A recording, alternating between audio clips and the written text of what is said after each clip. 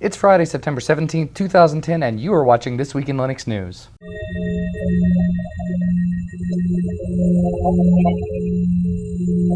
I realize my voice is not yet 100%, but I was really dying to make a video, so here we go.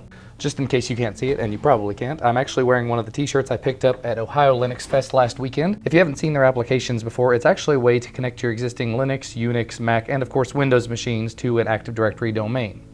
Not terribly useful for me, but for some people who run Active Directory and want to put Linux machines on it, this could be a great product. But let's go ahead and get to the news. First story, Linus is now officially a US citizen. Just yesterday, he posted on the Linux kernel mailing list that he would not be able to test a fix yet because he had to go fill out some social security information and do a voter registration. While he and his family have lived in the United States since 1997, and 2 of his children were actually born here, making them native citizens, he just hadn't seen the point to becoming a citizen yet, but because he wanted to vote, he decided to go ahead and go through the process. Moving right along, Project Diaspora had their first release this week. They released the source code to the world. It's a very, very early alpha release, and basically, if you're not familiar with it, Diaspora is an open source Facebook alternative/competitor. Allows you to run your very own social network entirely. The whole project is written in Ruby and Ruby on Rails, and from what I can tell, it's not terribly complicated to get set up. The lug that I help run, we've already got one set up and we've been using it for 2 days now or so. That said, even though the project is only a day and a half old now or so, there are some bugs that have been found with it, so if you are planning on making one,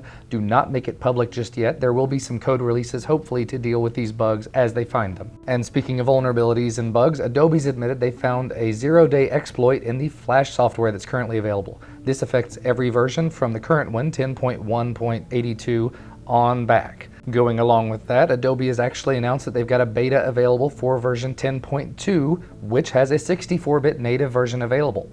That's already available on Arch Linux. I've had it running for a couple of days now. There's a PPA available on Ubuntu, and you can test that out as well. I tried it out pretty extensively on YouTube, and it seems to work pretty well. Hopefully it is not affected by that same exploit that regular Flash clients are. If you'd like to figure out which version of Adobe Flash you're running, just right-click on any Flash applet and go down to About Adobe Flash, and it will tell you in this new page that opens up exactly what version you're on. And speaking of newer versions, newer software, things like that, one of the problems that I've had as a Linux screencaster is finding a program that will screencast decently. There's a new one in the wild, a new one that's been released. It's called Kazam. I had an opportunity to try it out earlier today, and the results were actually pretty decent. It's still very early, so it doesn't give you the option to select what part of the window you want to screencast from. Doesn't give you the option of what codecs or what output format or anything. It just outputs in a very high quality Matroska format, which is fine for right now, but I would like to see those in the near future. That said, it also has a YouTube uploader built directly into it, so if you want to take it directly from the app to your YouTube account, that is possible. There is of course a PPA for Ubuntu for that available, and the Subversion version is available on Arch Linux. Speaking of releasing things, this was a great week for Linux distribution releases. Kane released version 2.0. Kane stands for Computer Aided Investigative Environment, and basically it's a network forensics tool that you can use to do pen testing on your network. A good friend of mine, Haxer18, already did a video on this. If you'd like to see it, I will have a link to that in the doobly-doo. And speaking of distro releases, Citrix is now dead.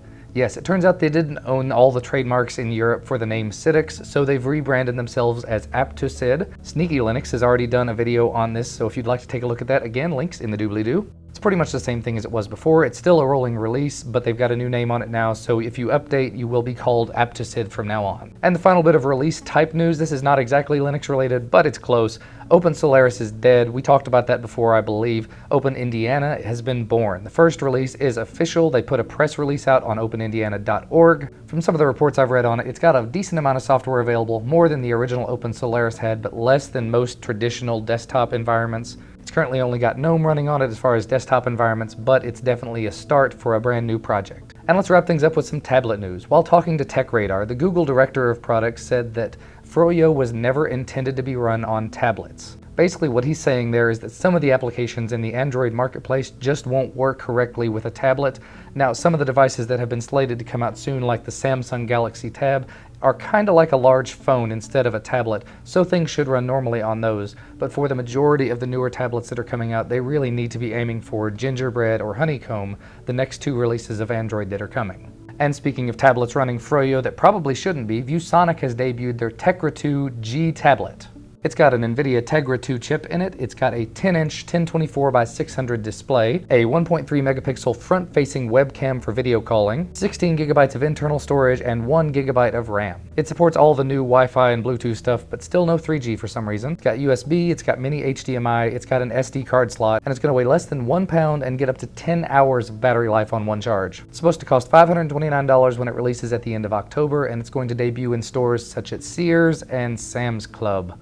Odd choices there. Getting back to the Samsung Galaxy Tab, they actually had a Samsung event this week where they talked all about it, and they talked everything except for price. They say it's going to be available on the 4 major US carriers, T-Mobile, Verizon, Sprint, and AT&T, but again, no pricing released with that. They say it's going to ship in the coming weeks, specifically before the holidays. It's going to have video streaming using a built-in front-facing webcam, except that's only available over Wi-Fi again. It's going to have a load of available accessories, including an 87-key attachable keyboard, but again, we don't know exactly when it's going to come or how much it's going to cost. I guess we'll see in the coming weeks. Well, that's about all I've got for you today. I'm going to rest my voice and attempt to be ready for a Sunday night live show as usual. Thank you guys for watching, and I will see you next time.